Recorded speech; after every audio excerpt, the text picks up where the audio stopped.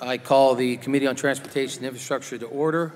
And pursuant to Committee Rule 5F and House Rule 11-2H44, the Chair may postpone further proceedings today on any questions of approving any measures or matter or adopting an amendment on which a recorded vote or the yeas and nays are ordered. Without objection, the Chair is authorized to declare recess at any time. Today, the committee will consider the approval of an updated committee roster due to changes on the Republican side and H.R. 8, the Water Resources Development Act of 2018. In order to ensure today's markup proceeds in an orderly and timely fashion, opening statements on general consideration of H.R. 8 will be limited to the chairman, the ranking member of the full committee, and the chairman and the ranking member of the subcommittee on Water Resources and Environment. Our first order of business is approving a revised roster and subcommittee assignments of a Republican membership. Your folder includes rosters for the full committee and each subcommittee. Of note, the revised roster reflects the arrival of Congressman Mike Gallagher of Green Bay, Wisconsin. Is he here? He's missing his he's a Marine. He'll make it. Mike Gallagher of Green Bay, Wisconsin. As a representative of Wisconsin's 8th District, Congressman Gallagher replaces our former colleague, Reed Ribble, in the House at the beginning of the Congress, and now he has to fill Reed's shoes on this committee. Reed was a valuable and thoughtful member of T&I, and so those are large shoes to fill, but I believe we'll get the same kind of contribution from Congressman Gallagher. Before being elected, Mike rose to the rank of captain in the Marine Corps, and his service includes 2 deployments to Iraq as commander of intelligence teams and serving as a member of General Petraeus' Central Command Assessment Team in the Middle East. He also currently serves as a member of the Armed Services Committee and Homeland Security, so I look forward to working with him as we continue to work to improve America's infrastructure. I now recognize Mr. DeFazio if he has a statement. Thanks, Mr. Chairman. I just welcome the members. Sorry, I thought we were doing opening statement. No. Okay. All right. I thank Welcome to the committee. Yeah, well, he's going to get harassed when he does arrive. Well, thank you, Mr. DeFazio. I now ask unanimous consent that the assignments set forth in the rosters be approved. Without objection, so ordered.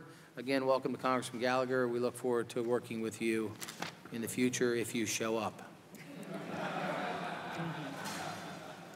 Our next item for consideration is H.R. 8, Water Resources Development Act of 2018.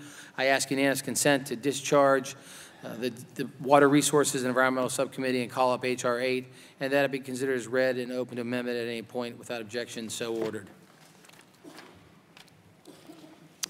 I'm extremely proud today to bring H.R. 8 before the committee.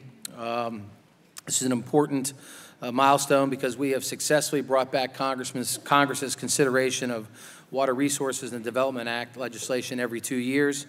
I guess I can't say it's successful yet because we get off the floor. We're halfway there. We still have to deal with the pesky Senate, but I think we're moving in the right direction, and I understand the Senate took up their bill yesterday. Is that correct? Yes. So the Senate is moving forward. I want to thank all the members of the committee and the staff for their hard work and willingness to work together on this important infrastructure and reform legislation. When I took over as chairman of the committee, that we hadn't done a word of bill in 7 years, and again, trying to get this back on a regular order process has been a priority. And again, it was one of the first major pieces of legislation the committee was able to approve in 2014, I guess it was. Thanks to the committee of our members, we enacted major water reforms in both 14 and 16 to restore that 2-year cycle.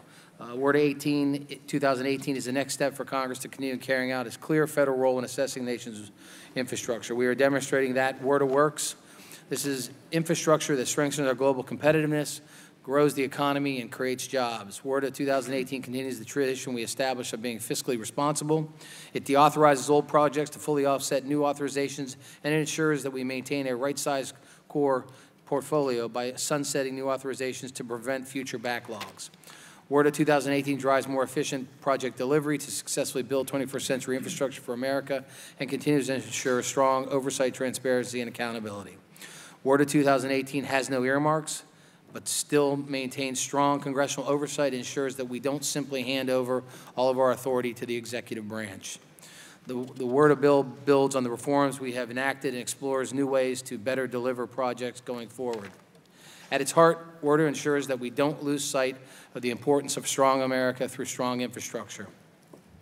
The bill supports the nation's water, transportation, and flood protection networks. It keeps America competitive, provides foundation for job growth, fosters a more robust economy, and protects our communities. I ask all members of the committee to join me in supporting this bipartisan bill. And before I recognize Mr. Graves to explain the bill further, I want to once again welcome Mr. Gallagher. We're very pleased you made it this morning. So I've gone through the full introduction, so I'm not going to do it again. I told him you were Marine. I did not disclose that you're an Ivy Leaguer. I made the mistake the other day of saying he went to Harvard, and he stood up and corrected me very promptly that he went to Princeton. But you do have big shoes to fill in following Reed Ribble's lead here on the committee, so we know you'll work hard to do that. So again, welcome to the committee. And with that, I recognize the subcommittee chairman, Mr. Graves, to explain the bill further. Thank you, Mr. Chairman. Mr. Chairman, H.R. 8, the Water Resource Development Act of 2018, builds upon some of the successful policy reforms that were included in the 2007 and 2014 bills, 2016 bills. Three important policy reform bills that have occurred over the last several years. H.R. 8 is a bipartisan bill that was developed by working across the aisle to ensure that we're advancing common goals that are vital to investing in the future of America. This bill is going to help to advance our water, transportation networks to promote competitiveness, prosperity, and economic growth in the United States. It continues the trend, and Mr. Chairman, I do want to thank you very much for this, the two-year trend, which I think is critical, ensuring that we don't stall, that we don't delay many of these important water resource projects by having, as we saw in the past, 7-year gaps between bills. And under your leadership, bills have come up in 2014, 2016, and again here in 2018. The committee has held numerous roundtables, hearings, and other discussions with stakeholders across the United States, and I want to be clear on that, including going out into the field, going out into other states and areas, including Oregon, South Carolina, Georgia, Florida, and other places to ensure that we're getting feedback from people on the ground. Mr. Chairman, one of the biggest challenges when you look at what's happening right now, one of the biggest challenges we face is that we have extraordinary need across the country in regard to water resources development. That is clearly told in the fact that we have a $100 billion backlog in water resource projects. These are projects such as deepening navigation channels to ensure that we can maintain competitiveness, that we can stay in sync with trends that we're seeing across the world in regard to deeper vessels, deeper draft vessels, wider vessels. We now have a Panama Canal that is wider and deeper than by far majority of our ships, our ports and harbors across the United States. We need to make sure that we stay in sync. How is it that the Panamanian government is able to come in and widen and deepen its locks and navigation channels through the entire canal while we're not even able to deepen hardly any of our ports and harbors in the United States to maintain sync?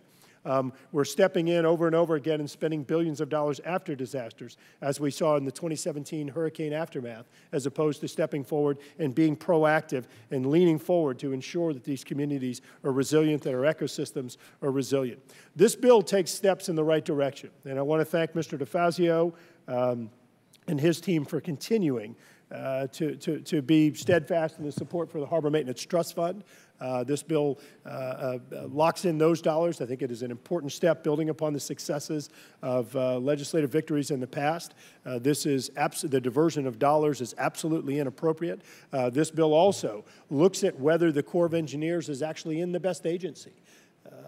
I'm not sure if you were asked today to come up with a water resource mission within the federal government, you would say, you bet, we'll put that in our Department of Defense. I'm not sure that I want to have to call Secretary Mattis, who should be focused on North Korea, Iran, Syria, Iraq, and many other challenges across the globe when we're having a problem with a wetlands permit. I want him focused on those priorities rather than focused on what's going on with wetlands. So this bill does include a study having the national academies taking a look at where that's best housed to ensure that this $100 billion backlog can be addressed. It provides processes for non-federal sponsors to step forward and carry these projects out in a more efficient manner. It looks at cost-to-benefit ratios and other challenges to make sure that we're truly valuing taxpayer dollars the way we should in prioritizing these limited dollars in a way that's going to make sure that we're returning the best bang for the buck for American taxpayers with limited dollars. Section 122 of the bill provides for discrete segments. It allows for streamlined agreements. We also have provisions in the bill that allow for non-federal sponsors effectively to use the federal permitting and regulatory process that the Corps of Engineers uses instead of making them go back and carry out redundant processes. At the end of the day, Mr. Chairman, I want to thank you. I want to thank Mr. DeFazio, Ms. Napolitano for working together with us in a bipartisan manner to make sure that this bill can move forward. I think there's more work to be done, and I'm looking forward to continuing to work with you in the floor and through this process to ensure we take advantage of all efficiencies that are available to us. I thank the gentleman for his explanation and for his hard work on helping to craft this bill. With that, I recognize Ranking Member Mr. DeFazio for a statement. Thank you, Mr. Chairman. Very much Ms. thanks. Napolitano? Yes. Mr. DeFazio, I normally would do ladies before gentlemen, but you know, Congress is all screwed up, so DeFazio gets to go first. We're going to get an opportunity to change that soon. Well, thank you, Mr. Chairman, for that introduction. You know, this is a critical legislation. The Corps of Engineers has a critical mission, maintaining our waterways for movement of freight and commerce and international competitiveness, and also maintaining for recreational and other purposes. As the subcommittee chairman said, we have a $100 billion backlog of unfunded projects. We're going to add to that today. These projects have merit, and then we're also going to order the Corps to complete some ongoing studies, and we're going to offer some new projects for the Corps to study. The critical thing is money. Now, the administration actually has an interesting solution. We collect almost $2 billion a year in a tax, which was endorsed by Ronald Reagan, which is dedicated to our harbors, the maintenance of our harbors. And it's a minuscule sales tax on imported goods, ad valorem tax that flow through our ports. And every year, Congress underspends that, despite the $100 billion queue of projects that have been authorized, and adds to a theoretical account somewhere else in the government, which now has almost $10 billion in it. That would do a lot of high priority projects across the country to spend that $10 billion. But we could at least, if we can't do that, begin to spend the full amount of the tax as it comes in every year. And this has been a recurrent problem, mostly because of the Budget Committee and wanting to create a fake deficit reduction by underspending and pretending that that money isn't spent somewhere else. Now, the administration has proposed to solve that. I've been plugging away at this since Bill's dad was here to try and create a real trust fund. The administration has a very interesting solution. Let's cut the tax.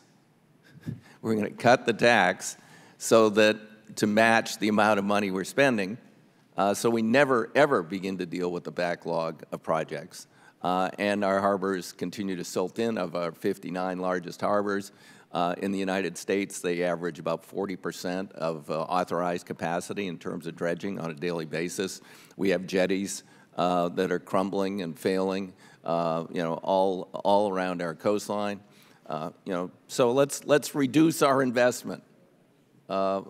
That's a pretty stupid idea, and I'm pleased today to offer again my amendment that would say let's create a real trust fund. Last year, it came out of committee unanimously, and at the request of Mr. Price, the chairman of the Budget Committee, the now disgraced former Health Secretary.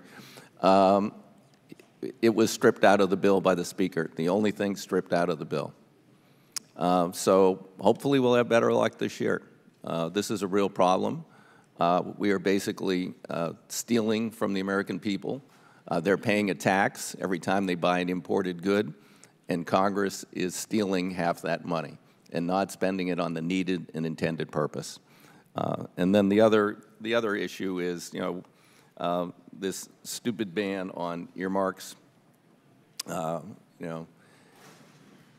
We have a black box. Things are submitted to the Corps of Engineers. They go through a secretive process, and then they decide what they think should be authorized projects. Overriding the knowledge and the needs of local members who know where they need to do this work. If we do it in a transparent way, there won't be any scandals. Hopefully in a future Congress, we will go back to designating high priority projects and not delegating all that to the administrative branch and the bureaucracy. With that, Mr. Chairman, I yield back the balance of my time. I thank the gentleman and just would say what the gentleman says, much of it is absolutely correct. Those dollars should be going to their intended purposes. They're not. I will say, though, that the appropriators, based on our 2014 word, we told them to keep inching up, keep ratcheting up the money we spend. They have kept good to that, so there is more money. But the gentleman is absolutely correct that that we should be spending those dollars for their intended purposes and not spreading around the government, and God knows where it's all going. So, but I appreciate the gentleman. With that, I recognize Mr. Napolitano for a statement. Are you sure? Absolutely, absolutely, positively sure. Thank you very much, Mr. Chairman. And thank you for remaining steadfast in your commitment to introduce and mark up H.R. 8, the Water Resources Development Act of 2018. I'd like to also thank Ranking Member DeFazio, Chairman Graves, for their work on this legislation and our respective staffs, including mine, Ryan, Mike, and Joe.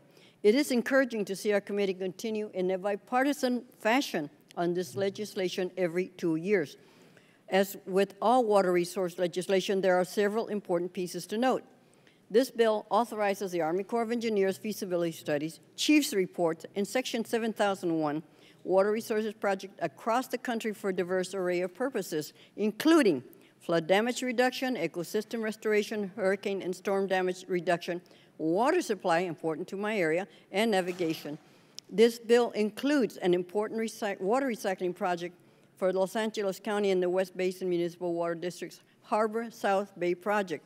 This project provides $35 million increase for existing successful authorization to improve microfiltration of wastewater and delivery to residents and businesses. This will create a long-term supply reliability in a very much drought-prone region. I want to thank my good friends, Director Carol Kwan and Gloria Gray, for the commitment to this cost-effective and innovative water supply option for their constituents.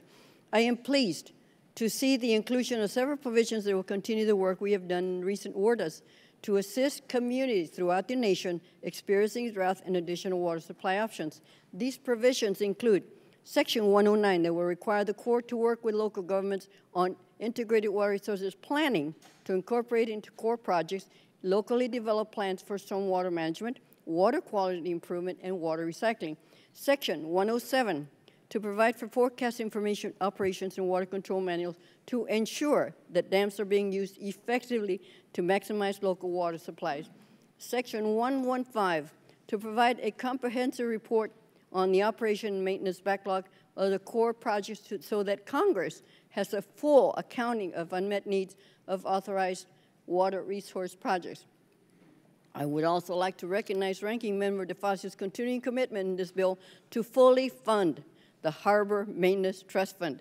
Congress needs to remedy this problem once for all so that the taxes paid into the system are benefiting the projects they are intended for.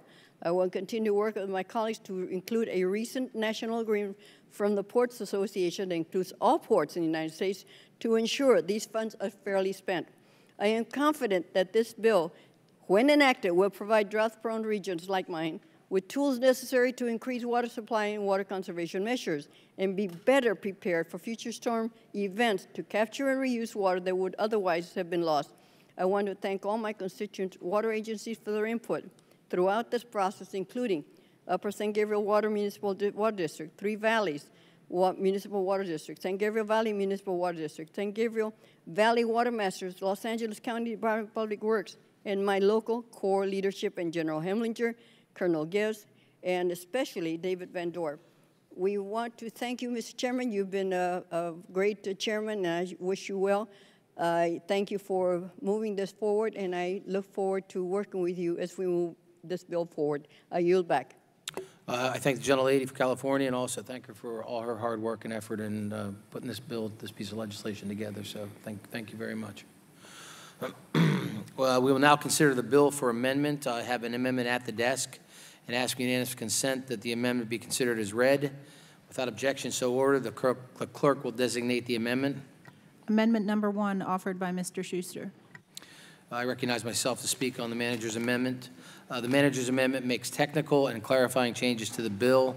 The amendment also incorporates several provisions that were brought to the committee's attention after the bill was introduced relating to Corps of Engineers projects. So I would urge all members to support this manager's amendment. Do any members wish to be recognized on the amendment? Mr. Mitchell is recognized. I thank the chairman and the ranking member of the full committee and those on the subcommittee for assembling another bipartisan Water Resources Development Act. I especially want to thank the chairman and the committee members for including in his manager's amendment language about the Soo Locks in Michigan. The Soo Locks are the only waterway connection from Lake Superior to the rest of the Great Lakes in the St. Lawrence Seaway. The language in the manager's amendment will ensure the Army Corps of Engineers expeditiously finalizes their post-authorization change report for the Soo Locks project, one we've been waiting for a long time. Without a final report, we can't proceed with what we need to do in Congress to get the project built. I want to briefly emphasize the importance of the Soo Locks, as many may not know they exist. At the current infrastructure in Soo Locks, there's only one lock that accommodate the largest cargo ships, the 1,000-foot freighters. By the way, that is the most frequently used freighters traversing the Great Lakes now. Nearly all domestic iron ore and taconite, most grain, and many other materials travel through the Soo Locks, and there's no alternative infrastructure in place to make up for that lost capacity should those locks go down. We've heard testimony at this committee from the Army Corps of Engineers that views the national security concern of the Soo Locks. In fact, the NDAA, the House is considering this week, has report language that committee feels the same. It is a national security concern. I've heard at the Oversight and Government Reform Committee that the locks are also a top priority. Army Corps of Engineers leadership has also testified at House Appropriations Committee with the same message. During this recent trip to my district, Representative Bergman, Molnar, and myself spoke directly to the President about the Soo Locks, and he publicly committed to getting that project done. It's now up to us in Congress to finish the task, and today's manager's amendment goes a long way in moving that ball forward, and I thank the committee and thank the chairman. Thank you, sir. Thank you, Mr. Mitchell, and thanks for all your help and effort on this piece of legislation. Are there any members wish to be recognized? No. Seeing none, are there amendments? Mr. Chairman? Yes, Mr. Nolan. Yeah, I want to applaud my colleague and the committee for drawing attention to the importance of the Soo Locks. And Homeland Security did a study, for those of you who do not know, that determined that 13% of the nation's gross national product goes through the locks at the Soo Narrows. And were that to fail, which, by the way, is why we have military protection there, it would throw this country into a Great Depression.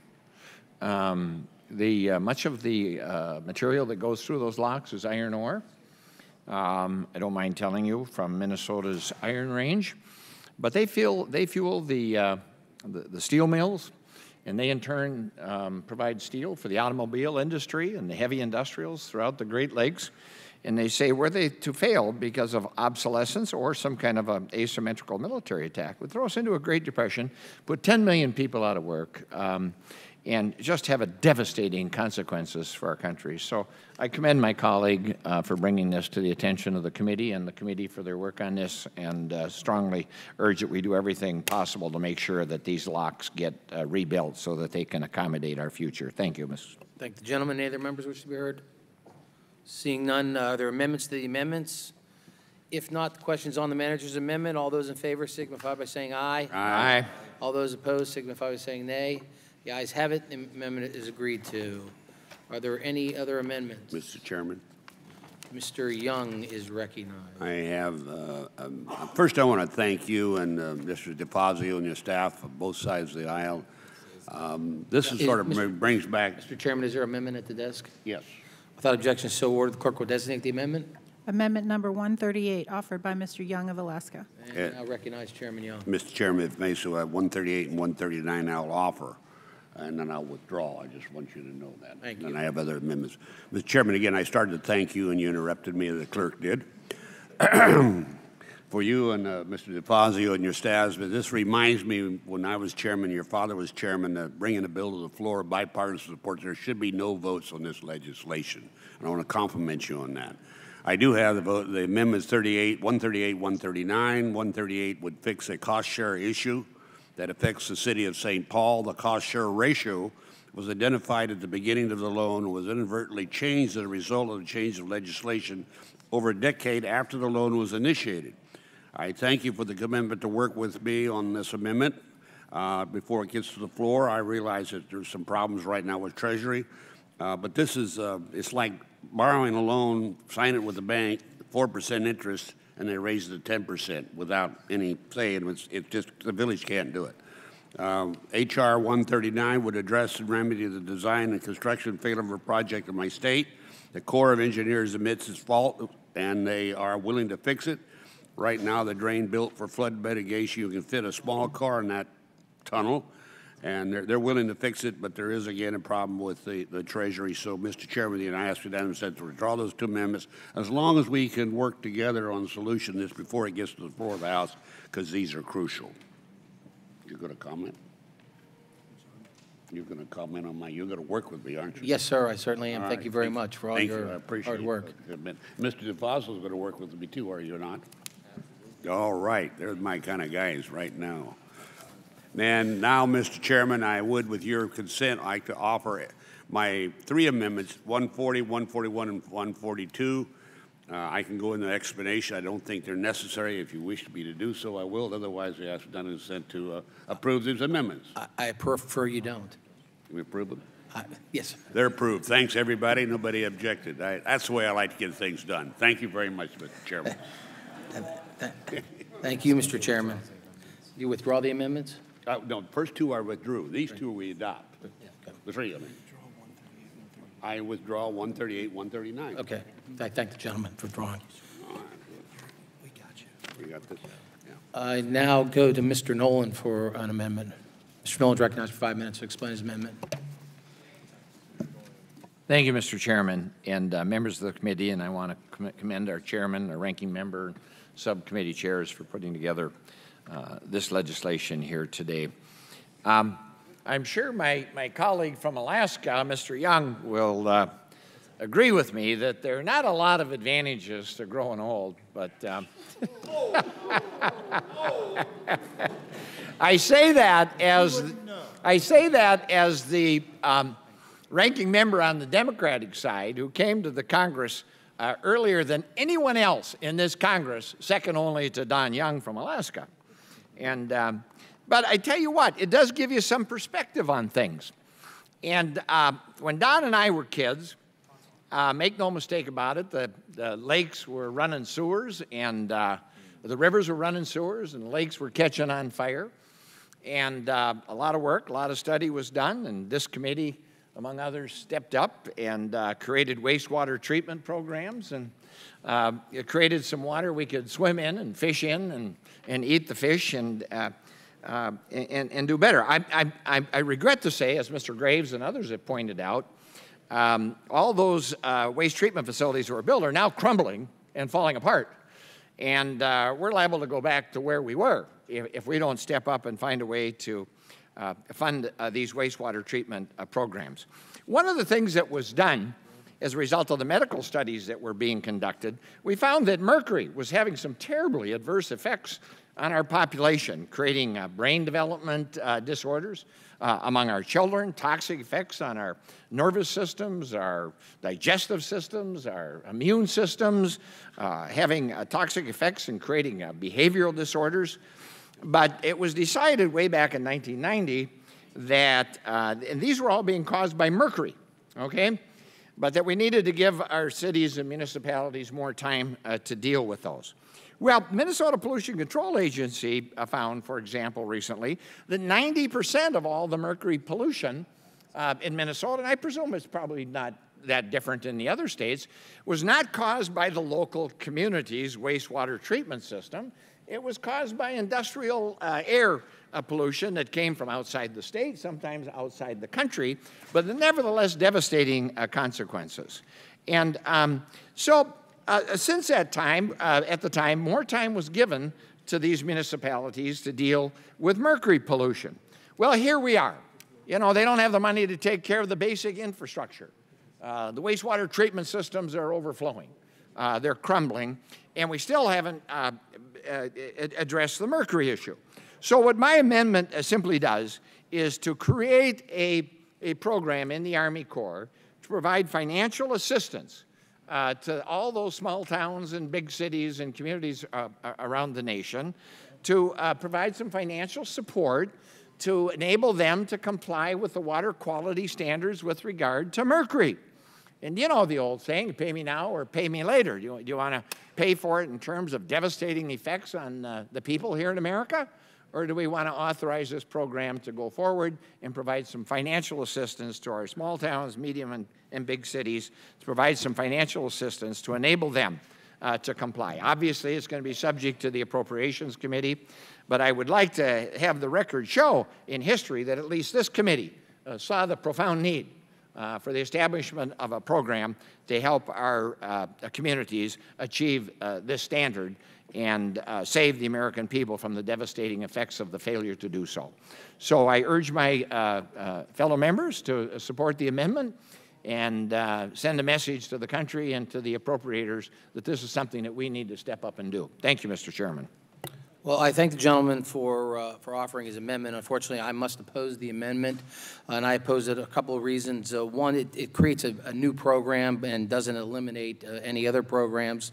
It also deals with the Clean Water Act, and in very close consultation from both sides of the aisle, we decided to keep WRDA 2018 limited to the Corps, focused on the Corps of Engineers and its programs. The Clean Water Act falls outside the scope of that. I know there's lots of members on both sides of the aisle would like to make some changes to the clean water, but I think that staying focused on the Corps, its mission, its projects, and those things that it deals with is the way to get the Water Resources Bill out of the House to the Senate and get it to signed into law. So I would urge all members to oppose this amendment. Any other members wish to be heard? Mr. Chairman? You know, with all due respect, opposing a good program because it doesn't eliminate another program is not really a good rationale for this committee not stepping up and doing what's right for the American people. Well, Mr. DeFazio. Well, you know, the gentleman raises an issue of extreme importance. You know, mercury is incredibly toxic substance in relatively small amounts, and particularly, you know, children and others are very vulnerable, and infants to this. And we had obviously the horrible tragedies with different problems in last year in Michigan. And, you know, I think the federal government has an obligation to help provide potable drinking water, safe potable drinking water for all Americans. And I think that this is really subject for a, you know, individual legislation. It would open this bill up to Clean Water Act amendments, and to be totally truthful, in this Congress, I would rather not go to the floor of the House of Representatives with Clean Water Act amendments, because I believe that most amendments that will be offered, and some of which have potential for passing, for instance, we have, I think, overridden the Waters of the U.S. rule maybe a dozen times so far, will be negative and actually degrade water quality for most Americans. So I would reluctantly oppose including it in this legislation at this time. But, you know, I would like to work with the gentleman and figure out a way to highlight this issue and have the federal government get back into the business, both of wastewater, which is direct jurisdiction of this committee, and potable drinking water, which is more of an energy and commerce issue than it is an issue of this committee. With that, I yield back. I thank the gentleman. Any other members wish to be heard? Seeing none, the question is on the amendment. All those in favor signify by saying aye. Aye. All those opposed signify by saying nay. Nay. In my opinion of the chair, the nays have it. The amendment is not agreed to. Mr. Chairman, I request Yep. a recorded vote. The gentleman requests a vote on his amendment. As previously announced, further proceedings on the question will be postponed. Are there any other amendments to the bill? Mr. Bost is recognized for his amendment. Thank you, Mr. Chairman. I have an amendment at the desk. You have an amendment at desk without objection, so ordered. The clerk will designate the amendment. Amendment number 42, offered by Mr. Bost. Mr. Bost is recognized for 5 minutes to explain his amendment. Thank you, Mr. Chairman. The purpose of my amendment is to help vulnerable local communities rebuild flood control projects following a natural disaster. As members know, the Corps will only rebuild a flood control project if the flood prevention benefits exceed repair cost. These levies, this leaves those remaining and doing business in the community vulnerable should a disaster result as a levee failure. To that reason, one example is that the Lynn Small levee in my district breached in January of 2016. Lynn Small is locally built and maintained levee that provides both flood protection and navigation benefits. However, the Corps repair assessments found that the cost of repairing the levee exceeds the flood prevention benefits. My amendment allows local sponsors to pay the difference between the Corps estimate flood control benefits and the cost of rebuilding the levee. I believe this is a common sense and fiscally responsible solution to the problem that has become all too common in our communities across the nation. And the other issue that arises with this particular one, and I've talked to this committee about it, I've actually gave several speeches on the floor showing maps and everything as well. If we do not have a fix for this in the near future, a few more floods will actually change the direction and the ability to navigate the Mississippi River. As we talk in this community this committee all the time about how important it is having our waterways being able to be useful, whether it's grain delivery, it's steel, it's all the other products that move up and down our river. At the bottom of Illinois, if all of a sudden this occurs, the Mississippi River will only be able to be navigated to that point, down to New Orleans. It will stop right there. And I mean, you remember, I actually work in the trucking business, and if you want, I guess there'll be a lot of trucks that can actually haul it around there, but we've got to find a solution. Mr. Chairman, you know you and I have talked about this, and I'm willing to withdraw the amendment at this time, but I just need a commitment that we'll be working to try to really get this straightened as we move forward with the bill. Well, I thank the gentleman for offering his amendment and for withdrawing it. As I think the gentleman knows, WRDA 2018 authorized the National Academy of Sciences to look further into this issue and hope that will move the Corps and the OMB in the right direction.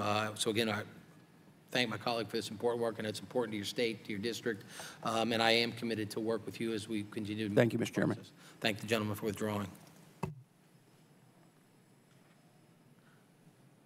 Are there any other amendments at the desk? I recognize Ms. Titus for an amendment. Ms. Frankel, you always get your chance. Thank you, Mr. Chairman. I do have an amendment at the desk. Without objection, so ordered. The clerk will designate the amendment. Amendment number 46, offered by Ms. Titus. Gentlelady is recognized for 5 minutes to explain her amendment. Thank you, Mr. Chairman. I first would like to say that I'm introducing this amendment with the support of Congressman Mark Amodei from Nevada's 2nd Congressional District, which is the home to the Nevada side of Lake Tahoe. The amendment is very simple. It updates Section 108 authorization for the Lake Tahoe Restoration Program from the current cap of $25 million to $50 million. That original cap was set in 2004, and over the last 14 years, approximately $21 million have been appropriated for projects all across the Tahoe Basin, and there are many more in the pipeline. The authorization allows the U.S. Army Corps of Engineers to participate in projects in the Lake Tahoe Basin. This basin encompasses 2 states, 5 counties, and multiple municipalities, creating a broad regional impact that is leveraged by funding from local and state governments. Over the years, the Corps has worked on a number of critical watershed projects, meadow projects, creek restoration projects. You see evidence of this at Blackwood Creek, Lake Forest, and Upper Truckee River Marsh in California, and Incline Creek and Third Creek in Nevada. These projects have helped to address urban stormwater treatment, environmental restoration, and watershed planning, science, and research. Although almost all of the Lake Tahoe Basin is federal land, with the U.S. Forest Service being the primary manager, I would point out that all projects authorized must have a local match of at least 25%.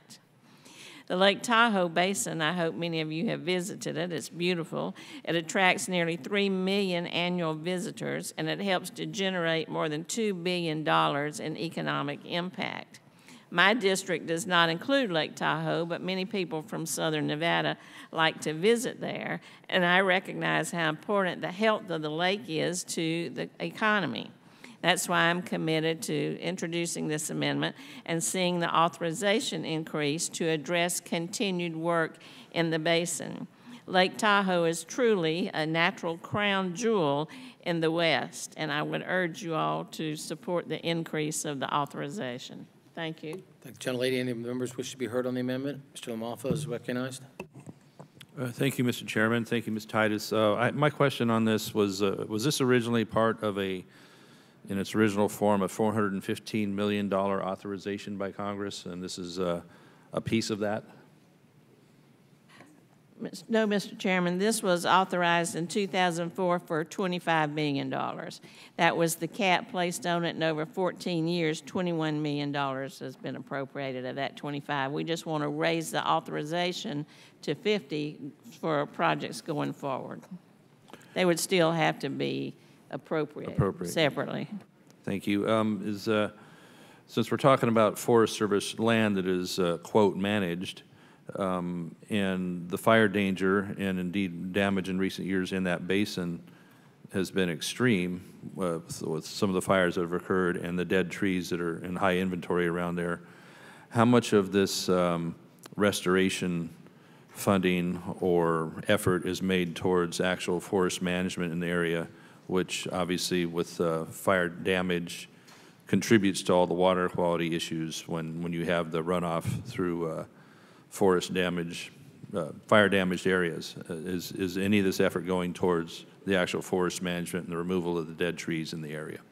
I appreciate you pointing out the problem with the fires. It has been devastating, but this is not money for that purpose. This is money only for Army Corps of Engineer projects. All right. I thank you for your answers. I yield back. I thank the gentleman. At this time, I must oppose the amendment. These changes need to go through the WRDA 2014 Section 701 annual report process is what we set up in WRDA 2014. So these things could be studied and come to us after the Corps has looked at it. So again, it really needs, in my opinion, needs to go through that Section 7001 annual report process. I appreciate my colleague for offering this amendment, but again, at this time, I cannot support the amendment. Any other members wish to be heard? Mr. Garamendi. Mr. Chairman, thank you. And Ms. Titus and Mr. LaMalfa, the question of Lake Tahoe has been before this committee and the House of Representatives dating back to the early 1970s. Over that period of time, numerous pieces of legislation, beginning with the Tahoe Regional Planning Agency, and then in the 1990s, the bi-state effort to restore the lake and the federal government programs have carried on to great success. The question of forest management is very, very much in play in the basin with several tens of thousands of acres previously and already treated and ongoing treatment taking place at a couple thousand acres a year. Much more needs to be done. The Corps of Engineers plays a critical role in the water runoff in the basin, providing facilities for retention facilities so that the silt does not find its way into the basin, and the restoration of the wetlands that serve that purpose as well as other environmental purposes. This legislation does not spend the money. It simply authorizes an additional $25 million to be spent on Corps projects in the basin. I don't want to take exception to what the chairman said. He's quite correct about the process, but that process is limited in how much could be spent by the Corps because of the limited authorization at $25 million. I would hope that we could, if not directly with this amendment, at some point allow for the Corps to play a larger role in the basin in those kinds of programs that the Corps does best. In this case, some restoration programs that are essential on the upper Truckee River in the southern part of the basin, as well as some river improvement projects and siltation projects throughout the entire basin. So if we can't do it now, it would be worthwhile to allow for the Corps to have a larger role, obviously subject to the processes, the normal processes of the chief's report as well as the appropriation process. So I urge, if we can't do it directly with the amendment, that we find some way to allow the Corps to play an important and more significant, larger role in the basin. And with that, I yield back. I thank the gentleman. Any other members wish to be heard on this amendment? Seeing none, the question is on the amendment. All those in favor signify by saying aye. Aye. All those opposed signify by saying nay. Nay. The nays have it. The amendment is not agreed to. Any other members? Members have an amendment. I now go to Mr. Mitchell. Thank you, Mr. Chair. I have an amendment at the desk. Without objection, the clerk will designate the amendment. Amendment number 43, offered by Mr. Mitchell. And Mr. Mitchell is recognized for 5 minutes to explain his amendment. Thank you, Mr. Chairman, for the recognition and the opportunity to offer my amendment to H.R. 8 about the Brandon Road project. As many of you know, the Brandon Road Lock and Dam is a lock and dam complex along the Des Plaines Rivers in Joliet, Illinois. It's one of the last stops along that waterway before Lake Michigan and the entire Great Lakes system. Unfortunately, as you've heard discussion here, Asian carp has been found in that waterway. This is an invasive species that, if it gets to the Great Lakes, will do unfathomable damage to the ecology and the economy of the Great Lakes, not just my state, but the entire Great Lakes. It's imperative we stop the spread of Asian carp, and the Brandon Road Lock and Dam offers the last and best chance to do so. A problem this complex clearly needs feedback and analysis from the stakeholders. That is why the Army Corps began the Great Lakes Mississippi River Interbasin Study, Brandon Road Study. Quite a name, yes. Such a study will let Congress and the public know what options we have, what the effects would be, and how effective preventive measures could be undertaken. Unfortunately, as we frequently see the case, the final study has been delayed. I know we're all shocked. In fact, last year, the draft report's release was set to be released, and then at the last minute was delayed. It took some work during the appropriations process, but ultimately the draft report was made public. Time is our enemy here. We cannot have the final report delayed. The base bill we are considering here today already has a list of feasibility reports that the Corps must expedite completion of. My simple amendment adds the Brandon Road study to that list. By ensuring its timely completion, we in Congress and all the affected states can have necessary further discussions on an informed basis. The threat of Asian carp is real. The problem will not magically go away, and we have an obligation to find a solution as soon as possible. My amendment helps advance that effort, and I urge its adoption. Mr. Chairman, based on conversations that we had prior to the hearing, there's some desire to look at the language of this amendment, and I would like to withdraw it with your commitment to look at the language for the consideration on the full floor. Well, I thank the gentleman for withdrawing the amendment, and you have my commitment, as we spoke earlier, to work through and see if we can't figure out a way to move this forward as the bill moves forward. So again, I thank the gentleman. Thank you, Mr. Chair, and with unanimous consent, I witdraw the amendment. Without objection, so ordered. Any amendment? Ms. Frankel has an amendment. Is she here? I just want to make sure I say it again. Ms. Frankel's amendment, just so that when she sees me on the floor, I have people, witnesses, that I said I was calling him Ms. Frankel. I now go to Mr. Mast. Mr. Mast. Thank you, Mr. Chairman. I have an amendment at the desk. Without objection, so ordered. The clerk will designate the amendment. Amendment number 67, offered by Mr. Mast. Mr. Chairman, before I begin, I would thank Mr. Nolan and Mr. Young for their journey through time, for those of us that may not have been born yet when they were elected, so thank you for that.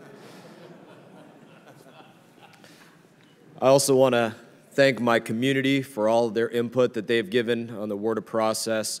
In my community, when harmful algal blooms are present in Lake Okeechobee, the Army Corps of Engineers flood control mission requires them to discharge into our saltwater coastal estuaries the rate of flow of almost 11 billion gallons of toxic fresh water into our rivers and coastal estuaries every day. Currently, there is no filtration system capable of cleaning water at that rate.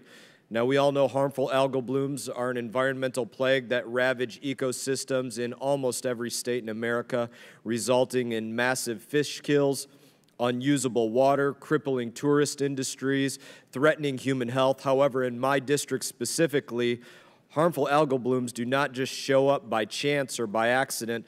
They are transferred from one independent body of water to another by the federal hand of the U.S. Army Corps of Engineers. Now, the Army Corps of Engineering Research and Development Center, ERDC, is the entity that develops technology to detect and remove toxins from the water. I asked ERDC what they need from Congress to develop technology to scale a cleanup of this magnitude, and ERDC told me they need multi-year planning authority and $3 million per year to scale up technologies they have already been working on. The Appropriations Committee has already put the $3 million into the fiscal year 19 Appropriations Act, and it's now up to us to grant the multi-year planning authority. My amendment authorizes a 5-year technology demonstration that will allow ERDC to identify and develop technologies for early detection, prevention, and management of harmful algal blooms across the nation. I do urge my colleagues to adopt this amendment that is critically important to a nationwide solution for harmful algal blooms. I yield back. I thank the gentleman. Mr. Graves is recognized. Mr. Chairman, thank you. I want to thank the gentleman from Florida for offering this amendment. I also want to thank him for all of his work and helping to educate us on the Everglades projects and the needs there to make sure that important project continues moving forward. Mr. Chairman, I strongly support this amendment. Representing South Louisiana in the bottom of the largest watershed in the United States, draining from Montana, the 2 Canadian provinces to New York. Again, we have largest dead zone or algal blooms in the United States off our coast. At the same time, we have top commercial fisheries in the continental U.S. This is an important mission. We do need to ensure that we're able to prevent this awful collision of ecological productivity and environmental damage and challenges. Again, I want to thank the gentleman for doing this. Mr. Chairman, I just want to note that as we move forward, the EPA does carry out some research in regard to algal blooms, and we do need to make sure as we're moving forward that these efforts are zipped together and compatible and not tripping over each other or redundant. But again, I want to thank the gentleman from Florida and the other co-sponsors of this amendment for bringing this important issue forward.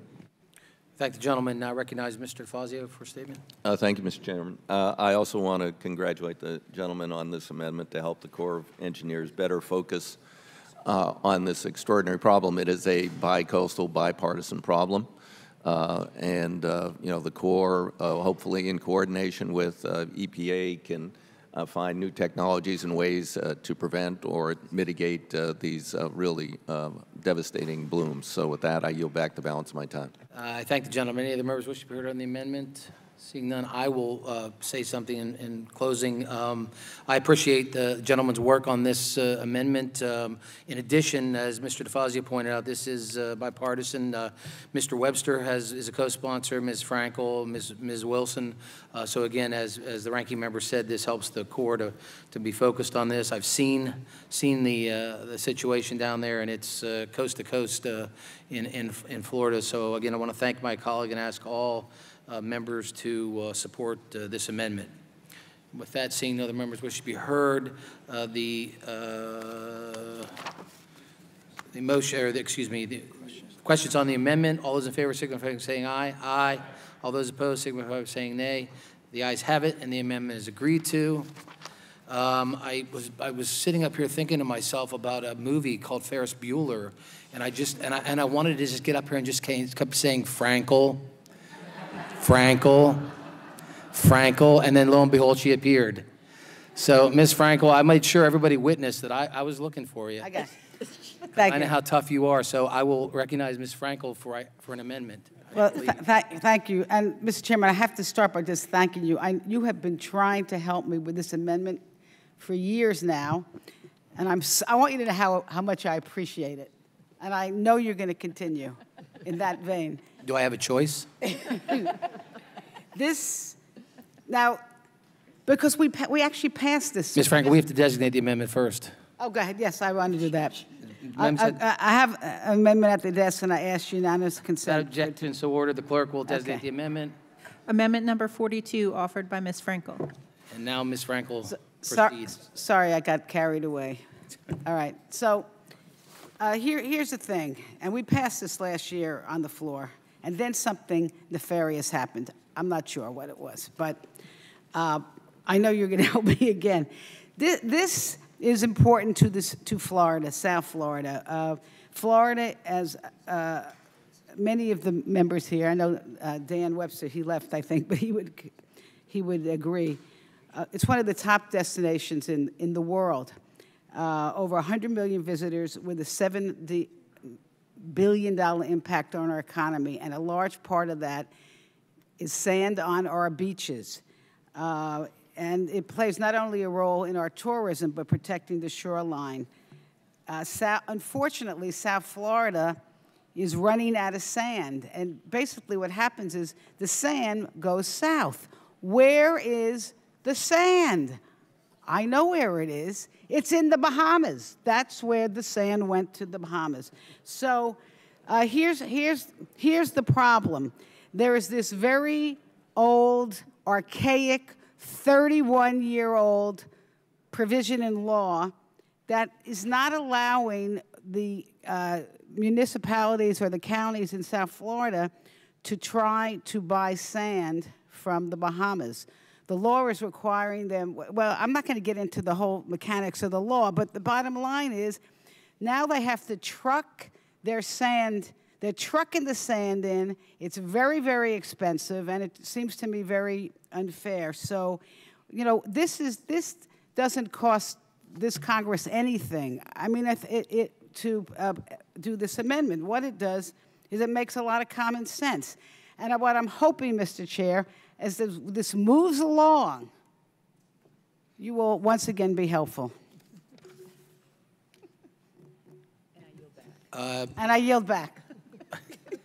Did the gentlelady withdraw the amendment, or is she waiting for what's me the best to give way you to my be helpful? commitment? And then I'm absolutely committed to continue to work with you to do this. I understand the situation. Although under current law, we don't believe it's necessary to change the law, but I think it's important that my colleague continues to draw attention to the issue, what she has done over the past few WRDA bills. Again, I am committed to the gentlelady to working with her, especially if she withdraws the amendment. All right, sounds good to me. Sand for South Florida. Thank you, Mr. Chair, and I yield back, and I do withdraw. I thank the gentlelady and am committed to working with you. Thank you.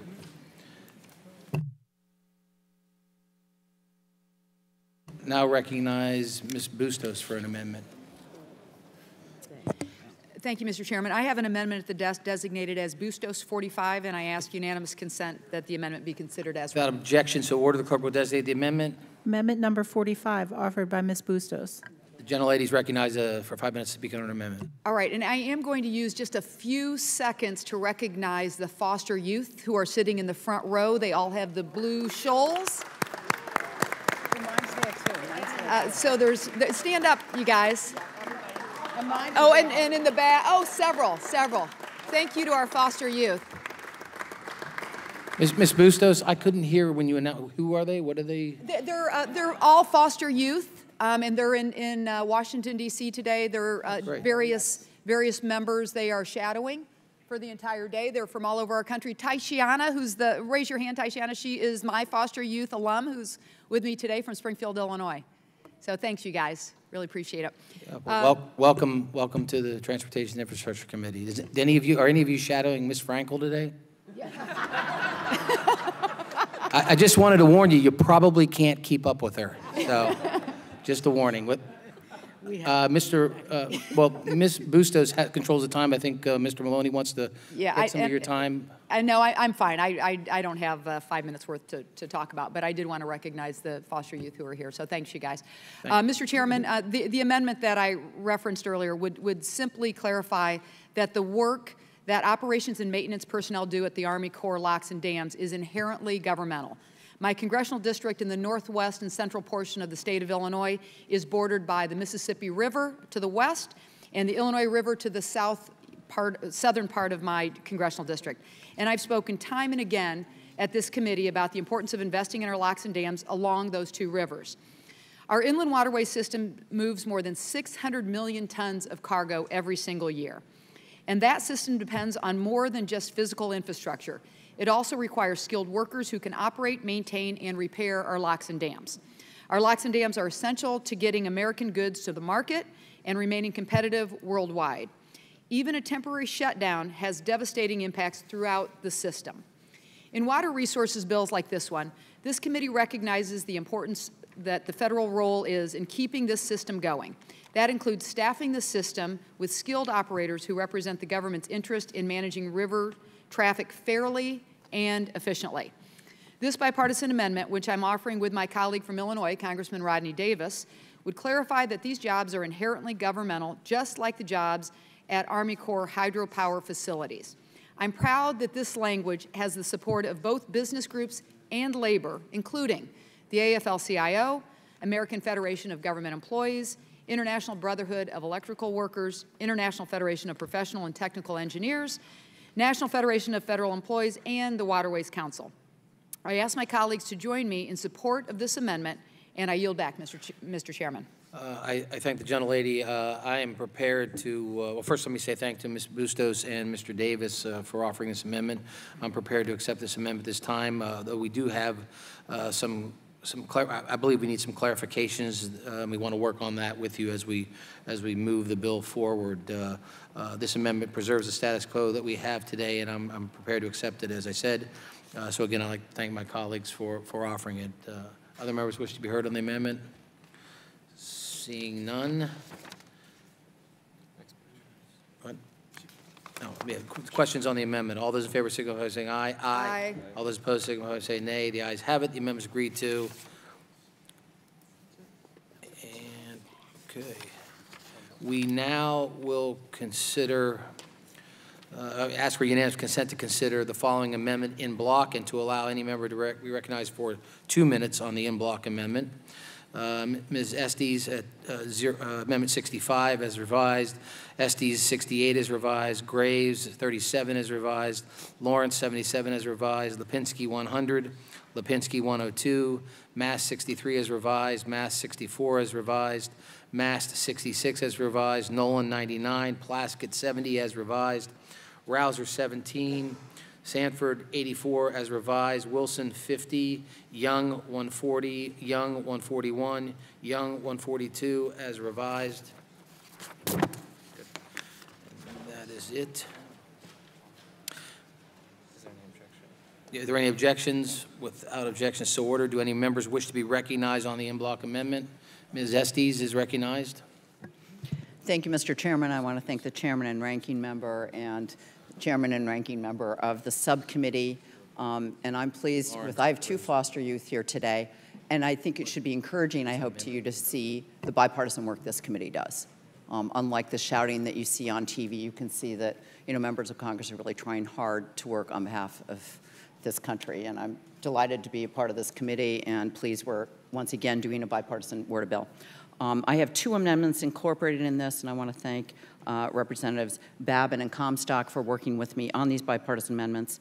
One of them, very importantly, tries to incorporate innovation and new materials into the work of the Army Corps, to have them really look at what is the best learning out there about the kinds of materials we should be using to prevent corrosion, to have faster replacement. In my home state of Connecticut, we've already done one of these sort of bridge-in-a-box project that was able to replace a bridge incredibly rapidly. There's a lot of opportunities to better serve the American people, faster in time, cheaper, longer lasting if we have innovation in our infrastructure. So I want to thank Representative Comstock for partnering with me on that. And I also want to thank Mr. Babin for a very important initiative that we've talked about on this committee for 5.5 years that I've been on it, and that is to have the Secretary of the Army look at the impact of the rotation process in the Army Corps. This is depriving, in my opinion, and those of many on this committee, depriving us of the institutional knowledge that we need in the districts to make our case. I have had 3 different commanders in my district in 5.5 years. I've had 3 different people I've brought to my communities, had local government and state government meet with me on the same projects 3 different times.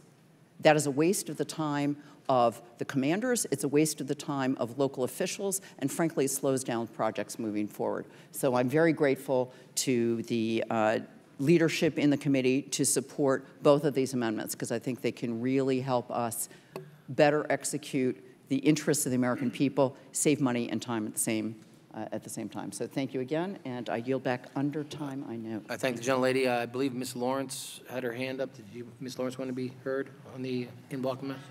Okay. Your amendment's in here, ma'am. Thank you. Coming on. Okay, there it is.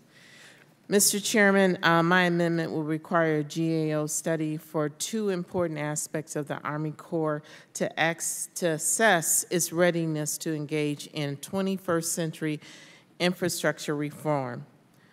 It is important to assess if the Corps is meeting its statutory missions and responsibilities. It's also overdue to study how to improve the project delivery process. First, we cannot discuss improving the Army Corps' project delivery process without reviewing the challenges facing its workforce. It's important that we take into consideration diversity, recruitment, retention, requirements, training, and other readiness-related gaps. All of these factors are reviewed under this amendment to ensure a fully prepared 21st century Corps of Engineers workforce. Second, we also need to assess the Army Corps' technology and recommend improvements to better meet its needs.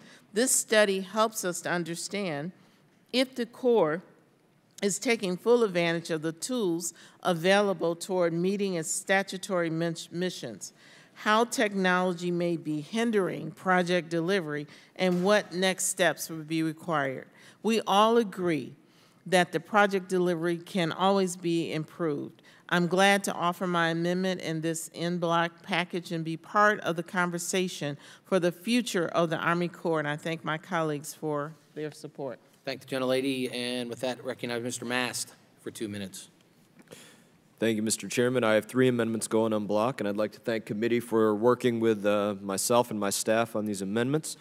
Mr. Chairman, the Herbert Hoover Dike Rehabilitation Project is on track to be complete in 2022.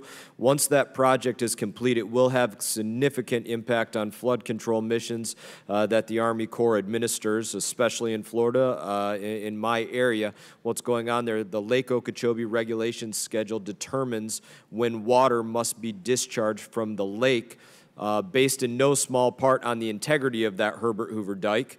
Those discharges flood fresh water into our saltwater ecosystem, and that is harmful to our environment under the best circumstances. And in the worst circumstances, like in the summer of 2016, the discharges send miles and miles of harmful algal blooms into our water supply, resulting in massive fish kills, unswimmable water, unfishable water, crippling our tourist industry, and threatening human health.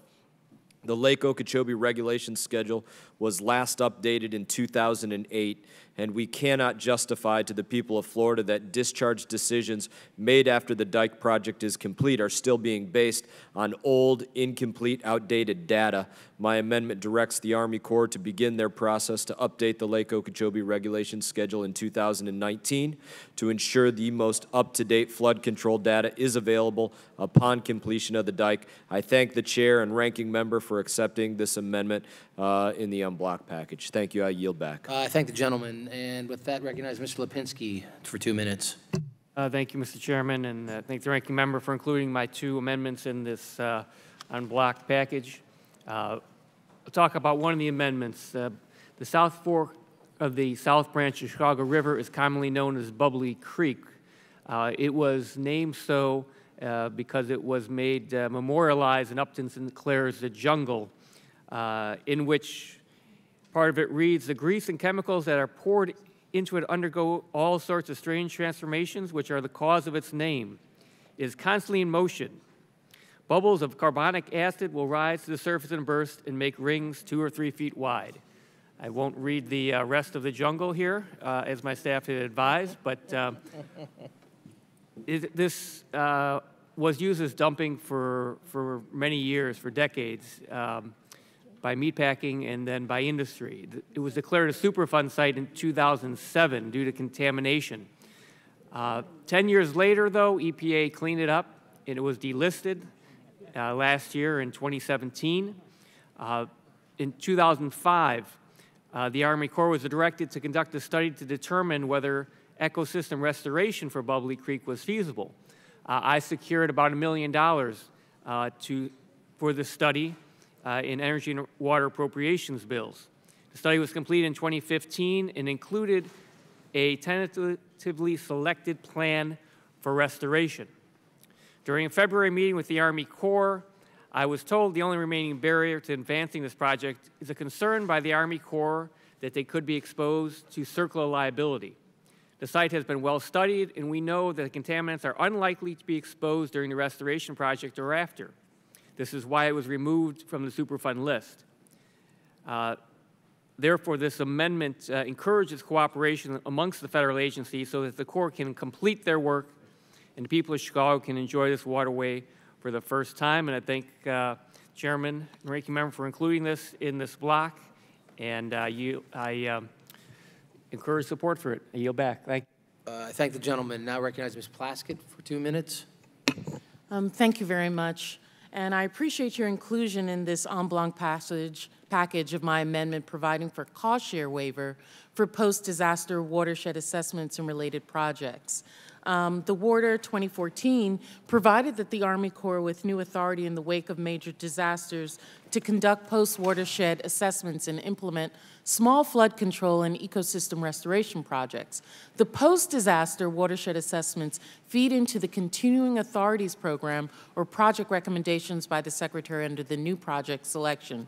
Due to the unique fiscal situation of the U.S. territories and the unprecedented destruction resulting from last year's natural disasters, the Virgin Islands and Puerto Rico have expended all resources at the local level to do the matching that's needed for federal disaster programs and are in deficit budgets to meet disaster-related relief, cost mitigation, and recovery. Therefore, the amendment provides for a waiver of cost sharing for all activities carried out or undertaken pursuant to authorities described under the post-disaster watershed projects provision of WATER 2014 in the territories of the United States. I want to thank you for working with me and the committee for working with me on this assistance. And I'd also like to work with the chairman as we go to the floor on federal reauthorization of the harbors in the St. Thomas area, Restoring the ability of the federal government to conduct navigation projects in the harbor will be very important to the Virgin Islands as we recover, and especially as we come up on the next disaster, which inevitably will occur. To have the federal government to have that authority would really be very important. I yield back. I thank the gentlelady. Any other members wish to be heard in the en bloc amendment? Mr. Graves is recognized.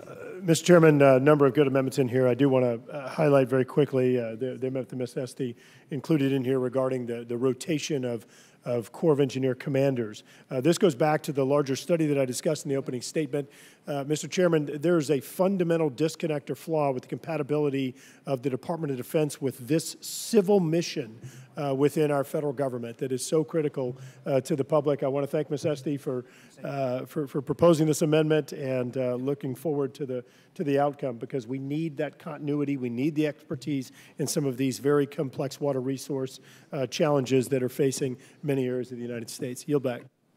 I thank the gentleman. I just want to let folks know that the gentleman from Louisiana and I have had a number of discussions about this very subject, and the gentleman's right, Ms. Estes is correct, that rotating colonels out every 3 years doesn't add to the efficiency. I think it takes away from the efficiency. But so again, I appreciate Mr. Graves' remarks and Ms. Estes' remarks. And with that, recognize Mr. Lowenthal. Thank you, Mr. Chairman. I support the en bloc package. I also had an amendment in there that I withdrew. I just want to say that I am very pleased that the committee is once again working diligently to pass this water resources bill, and that the committee has included provisions, as was pointed out earlier, for the full use of the Harbor Maintenance Trust Fund. It's long past time that money for harbor maintenance goes to the intended purposes and that our harbors receive the resources they need. But it is also my hope, and this is that as this bill moves forward, we will seek to address the current inequity in the distribution of the harbor maintenance funds. This year, the port community came together, forged a national consensus on harbor maintenance trust fund spending to address this distribution, including resources for donor and energy transfer ports to address issues they face as they compete with harbors across the globe. So I just commend the members. I hope that as this bill moves forward, we will be able to address this new national consensus on the distribution of money. Thank you, Mr. Chairman, and I yield back. Thank you, gentlemen. Any other members wish to be heard? Seeing none, do any members wish, or excuse me, are there any amendments to the amendment? Seeing none, amendment to the amendment. Ms. Frankel, your amendment's coming up. Okay. I have not forgot you. Any amendments to the amendment? Seeing none. Yeah. Questions on the in-block amendment? All those in favor signify by saying aye. Aye. All those opposed signify by saying nay. The ayes have it. The amendment is agreed to. And with that, we continue with amendments, and I recognize Ms. Frankel for an amendment. Thank you, Mr. Chair. First, I want to say— Is there an amendment to this, Ms. Frankel? Yes, that's right. That's right. I forgot that. And without you not objecting, Mr. Chair. Without objection, so ordered, the clerk will designate the amendment. Amendment number 43, offered by Ms. Frankel. Ms. Frankel's recognized. Yeah. First, I want to just thank the chair and the ranking members and so forth, because we've done such good work. I think speeding up this whole water process. When I came here, the port in Fort Lauderdale, they were on the 18th year waiting for a chief's report, and finally we've got the chief's report. And there's another little kink that I wanted to talk about, and I have an amendment, and quite frankly, I'm not sure if the amendment is quite where we need to be, but I want to raise the issue because I think this is an important issue. There are a number of they're trying to expand the port so that it is a more modern port. There's a lot of segments to the project. One of the segments, for example, is moving a Coast Guard station. There are other segments that involve dredging that are still undergoing environmental reviews. The port is willing to put out the money to get started and move the Coast Guard station now, and so it would be advancing the project. The way the law is today, though, every part of the project has to be, every dot on every I, every T has to be crossed.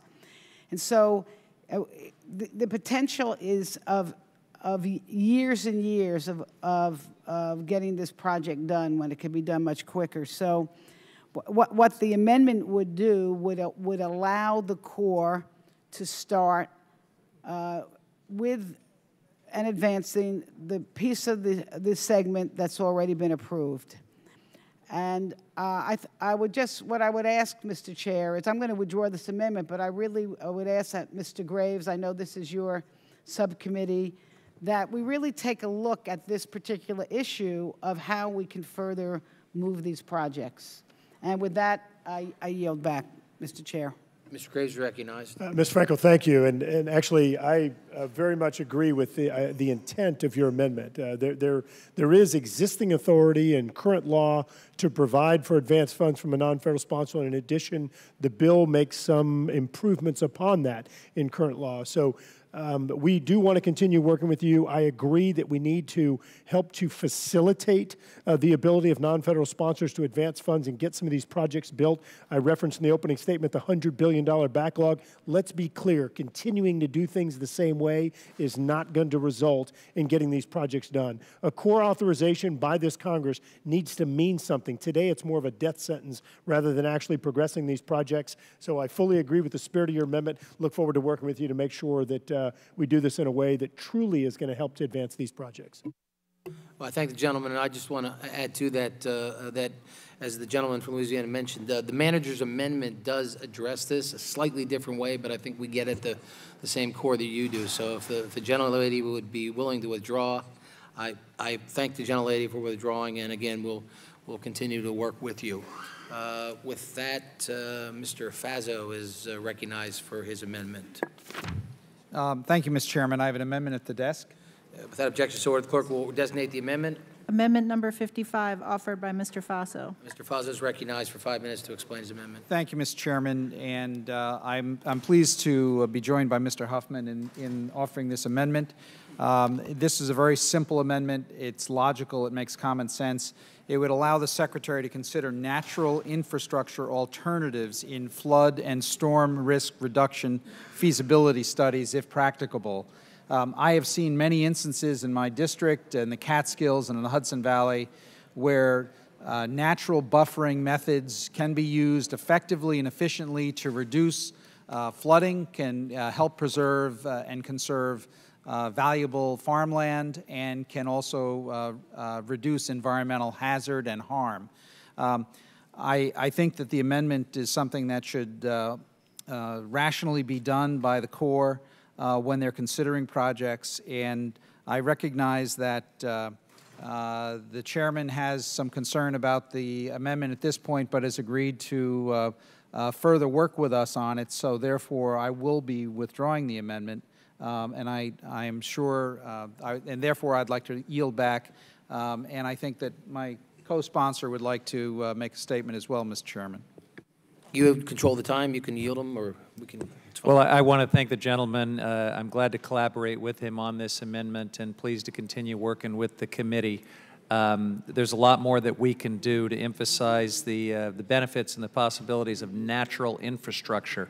And that's certainly where this amendment is coming from. But I understand that it may be pulled back, and we'll continue that work on other fronts. But you can certainly count on my continued collaboration, and I thank you for your leadership. I thank my colleague, and I'd also like to yield to the gentleman from Louisiana, Mr. Graves. Thank you, Mr. Faso, and I want to thank you and Mr. Huffman for bringing this amendment up. I do want to note that in the en bloc amendments, there was an amendment accepted by Mr. Sanford that largely begins to advance the goal that you are trying to achieve through this amendment. I think that we're certainly sympathetic, and I personally agree with you that natural infrastructure does need to be considered as part of the overall solutions. But again, there is an en bloc amendment that's included that I think does advance this goal. Looking forward to continuing to talk to you and working with you as we move forward. Yield back. Thank you, Mr. Chairman. I yield back. I thank the gentleman from New York for withdrawing. Mr. Huffman, thank you, too, for your interest in this. And again, we appreciate the withdrawal, and we'll continue to work with you on these issues. With that, I recognize Ms. Plaskett for an amendment. Ms. Plaskett, yes, amendment at the desk? I do have an amendment at the desk.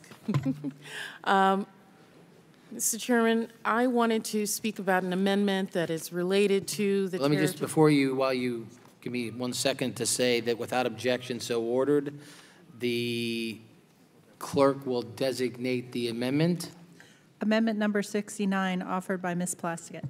And with that, I believe Ms. Plaskett would like to speak on her amendment for 5 minutes. Yes, I'm going to offer this amendment and then withdraw it. This amendment would include the U.S. territories, namely the Virgin Islands, Puerto Rico, Guam, the Northern Mariana Islands, and American Samoa, and the Army Corps Special Partnership Authority currently available to Indian tribes and Alaska Native villages. There's precedent for including tribes and territories together in water special programs. For example, in the last water bill, WIN Act, tribes were incorporated in the special cost-sharing program that had previously been reserved for the territories, and this would be building off of that precedent. Both tribes and territories are underserved communities for which federal governments have special responsibility. There's also significant development needs around insular territories that share many similarities to tribes and native villages. They both lack basic infrastructure, due in part to insufficient federal support. I believe that the ability of the Army Corps to have authority outside of the typical mission and to be able to take a broader look at water resources and drinking water in our territories would very much help out in our long road to having economic growth. Of course, inclusion is not guaranteed. The program considers eligible applicants, and my amendment would merely establish a pathway to eligibility for territories to be considered. I know that territories are important to members of this committees. We have a lot of special and unique water infrastructure needs right now, and I very much feel such needs are deserving of more than what the Army Corps can typically do for most stateside areas. That being undersaid, I understand that there are concerns about the possible diminution in the scope of funding available to Indian country. Because of this is a pot of money for which more communities may receive consideration from the Corps under my amendment. That being said, I'd appreciate the commitment from the committee to continue working on this issue, a similar authority for territories of the United States. We do have special and unique needs, including the area of water projects. As you all know, it's water everywhere, but not a drop to drink. There's a special federal responsibility devoted to territories, and our needs are simply not met under standing authorities. With that, I withdraw the amendment. I thank the gentlelady for withdrawing, and again, we are committed to continue to work through this situation. And again, the Virgin Islands, as I know full well, lots of water, but none there to drink. So thank the gentlelady for withdrawing. And with that, our final amendment of the day, the gentleman from Illinois, Mr. Davis, is recognized to explain his amendment. Is there an amendment at the desk? Mr. Chairman, I have an amendment at the desk. And without objection so ordered, the clerk will designate the amendment. Amendment number 73, offered by Mr. Davis. Mr. Davis is recognized to explain his amendment. Thank you, Mr. Chairman. Thank you to Chairman Graves, too. My amendment deals with the Brandon Road study and the issue, as mentioned earlier by my colleague from Michigan, Mr. Mitchell, preventing the spread of aquatic invasive species into the Great Lakes, especially Asian carp. Now, if you know anything about this issue, it's that addressing aquatic invasive species has often put Great Lakes states at odds with each other, particularly Illinois and Michigan. However, this amendment actually reflects an agreement between the state of Illinois and the state of Michigan on two specific aspects of the Brandon Road study. The amendment was drafted with the assistance of the Corps, and importantly, I was pleased to work with my friend, Mr. Mitchell, to ensure his ultimate support of this language. First, my amendment clarifies that operation and maintenance on any project authorized under the Chief's report for the Brandon Road study is done at an 80-20 federal, non-federal cost share. For reference, O&M on the existing electrical barriers in place on the Illinois River is at 100% federal expense, as was authorized by this committee and by this Congress. Second, my amendment requires the Corps, following the construction of any project authorized under the Chief's report for the Brandon Road Study, to consult with the governor of the state where the project is located, which happens to be Illinois, and seek congressional approval before implementing any additional technologies at the project. Now, it's no secret that the state of Illinois has had significant concerns with this project and its potential impact on our economy. Illinois has taken significant steps to reduce the Asian carp population using existing measures. In fact, the Illinois Department of Natural Resources recently reported that since 2012, the state has reduced the Asian carp population at the Dresden Pool, just downstream of this proposed project, by 93%.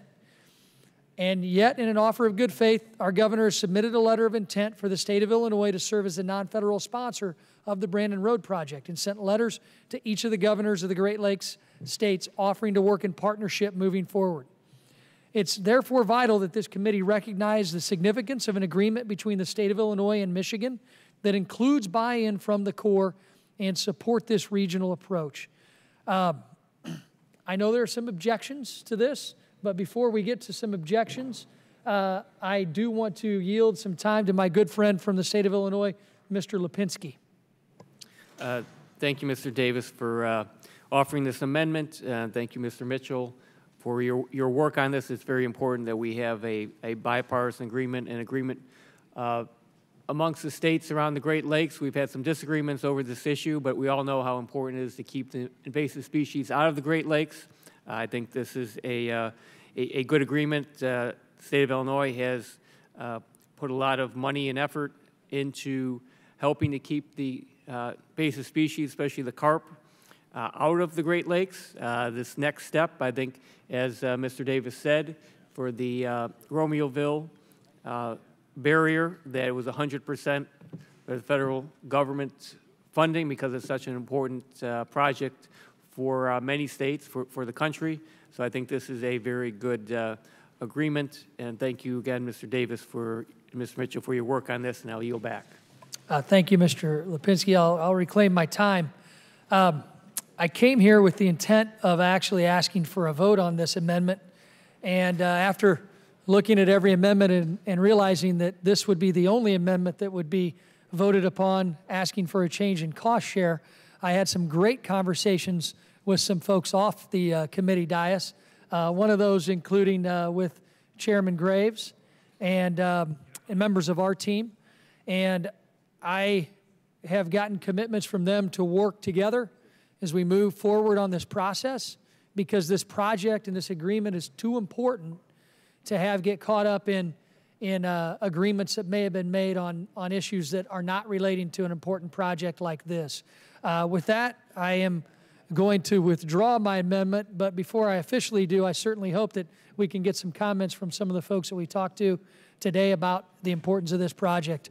And with that, I will yield back my time, Mr. Chairman. Thank the gentleman. Mr. Graves is recognized. Thank you. I want to thank Mr. Davis, Mr. Lipinski, Mr. Mitchell, all of you for working together to come up with a solution. Look, let's be clear that the Asian carp issue is something that all of us want to prevent any invasive species from causing problems. We also understand that just like in many other issues, we have to ensure the balance with the environment, with navigation, and other objectives. In this case, I do appreciate your willingness to withdraw. As you and I have discussed last night, this morning, a number of times, there's a little bit of muddiness here that we need to understand better. While, as I recall, the WRDA 2007 bill does indicate that many of these AIS features are 100% federal, there is a subsequent document that indicates that these are 100% non-federal. Therefore, the amendment may be changing the cost share, which is something that many people on both sides of this aisle have asked for projects. And as you know, we have resisted those requests across the board. There are not cost share modifications that are included in this bill. And so I give you a commitment that we are going to work with you. I want to make sure that we understand the facts. I want to make sure that we understand the true cost share, why there perhaps is a change here. Is this truly a navigation feature? Is it a but-for navigation feature? And just make sure that we're operating on facts and not operating on misinformation. So again, I want to thank you and all the other folks for working together on this. This is certainly a priority issue. We commit to work with you to try and find a solution that makes sense here, that finds that right balance, and we plan to do that before we go to the floor. So with that, I yield back. Thank the gentleman. I recognize Mr. Mitchell. Thank you, Mr. Chair, and I will be brief. I appreciate working with Mr. Davis, and I appreciate Mr. Graves' comments. While we've reduced the Asian carp in the basin, as you know, by 93%, it only takes 2. And while we talk about federal cost share and all of that, the Great Lakes could be put at risk. We need the report, which was the previous amendment I offered that I look forward to working with the committee on. Then we need to address the recommendations of that report so that, in fact, we can ensure that Asian carp and other invasive species do not enter the Great Lakes and cause further harm. We need to move beyond just what is the cost share and what is the damage it does to Great Lakes, a huge basin, if we don't address the issue. So I'm committed to work with Mr. Davis. I'm committed to work between the governor's offices to find an answer to protect our Great Lakes. And with that, I'll yield back. Thank you, Mr. Chair. Thank the gentleman. Now recognize Ms. Lawrence. Thank you. I do want to be on the record that I, too, agree with my colleague. This is a bipartisan issue. Our Great Lakes and the invasive species of Asian carp is something that in the city of Detroit, where we have the Detroit River, is something that is on our radar as well. This must be a bipartisan effort, and to move forward without getting caught up in the politics of this is critical, and I do look forward to working with you. I thank the gentlelady. Any other members wish to be heard? Seeing none, I would like to say to the gentleman from Illinois that I appreciate him withdrawing. The Asian carp problem is a difficult, complex problem, and I am committed to continue to keep working with you to find a long-term solution that, in a bipartisan way, as Ms. Lawrence said, and again, with the multi-states and everybody that's interested in it. So again, I appreciate the gentleman's work, and I thank him greatly for withdrawing the amendment. With that, we are done with the amendments. I'm here, right? The question is now on the amendments to H.R. 8, previously postponed. That vote will occur on 1, Mr. Nolan 97's amendment to H.R. 8. The clerk will call the roll. Mr. Schuster? No. Mr. Schuster votes no. Mr. DeFazio? Mr. DeFazio votes no. Mr. Young? Ms. Norton? Mr. Duncan? Mr. Duncan votes no. Ms. Johnson? Ms. Johnson votes aye. Mr. Lobiondo? Mr. Lobiondo votes no. Mr. Cummings? Mr. Graves of Missouri? Mr. Graves votes no. Mr. Larson? Mr. Larson votes aye. Mr. Hunter? Mr. Hunter votes no. Mr. Capuano? Mr. Crawford? Mr. Crawford votes no. Mrs. Napolitano? Mrs. Napolitano votes no. Mr. Barletta? Mr. Barletta votes no. Mr. Lipinski? Mr. Lipinski votes aye. Mr. Gibbs? Mr. Gibbs votes no. Mr. Cohen? Mr. Cohen votes aye. Mr. Webster? Mr. Webster votes no. Mr. Sears? Mr. Denham? Mr. Denham votes no.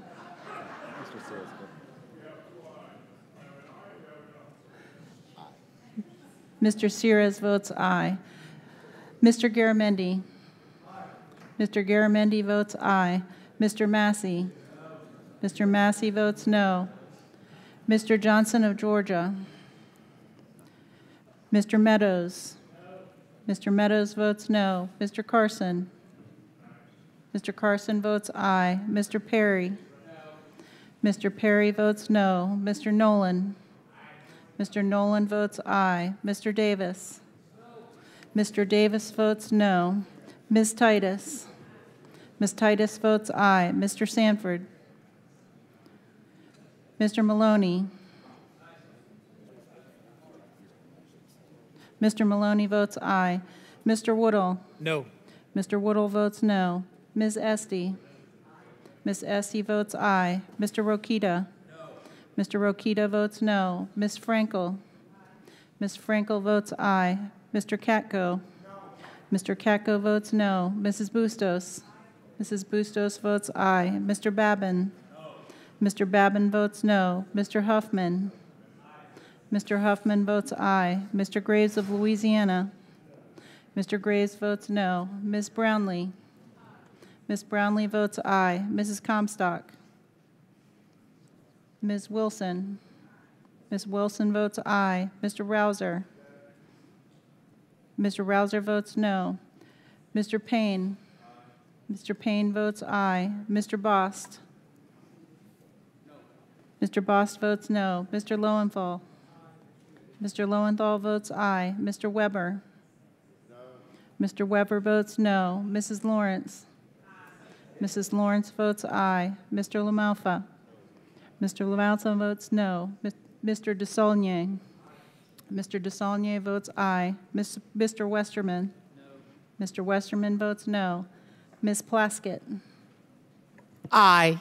Ms. Plaskett votes aye. Mr. Smucker? No. Mr. Smucker votes no. Mr. Mitchell? No. Mr. Mitchell votes no. Mr. Faso? No. Mr. Faso votes no. Mr. Ferguson? No. Mr. Ferguson votes no. Mr. Mast? No. Mr. Mast votes no. Mr. Lewis? No. Mr. Lewis votes no. Mr. Gallagher? Mr. Gallagher votes no. Have all members been recorded? Mr. Sanford? How is Mr. Sanford recorded? Mr. Sanford is not recorded. Mr. Sanford votes no. Any other? Ms. Norton? Aye. Ms. Norton votes aye. Any other members not recorded or wish to change their vote? Seeing none, the clerk will report the tally.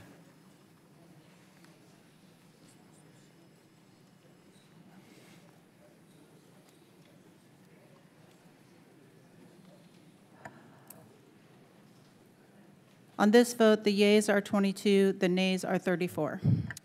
The nays have it. The amendment is not agreed to. With that, I now recognize Mr. Graves for a motion. Mr. Graves from Louisiana. Thank you, Mr. Chairman. Mr. Chairman, I move that H.R. 8 as amended be approved and reported favorably to the House. Questions on the motion? All those in favor signify by saying aye. Aye. All those opposed signify by saying nay. The ayes have it. The motion is agreed to. The bill as amended is approved and ordered reported favorably to the House. I ask unanimous consent that the bill ordered reported today will be reported as a single amendment in the nature of a substitute incorporating any amendments adopted without objection. So ordered. I ask unanimous consent that the staff be authorized to make all necessary technical clarifying conforming changes to the bill order reported today to reflect the action of the committee without objection. So ordered. I ask unanimous consent that the chairman, after consultation with the ranking member, has authority to strike or revise any portions of this. I got to get through this statement, so could everybody keep it down for just 30 more seconds? Exactly.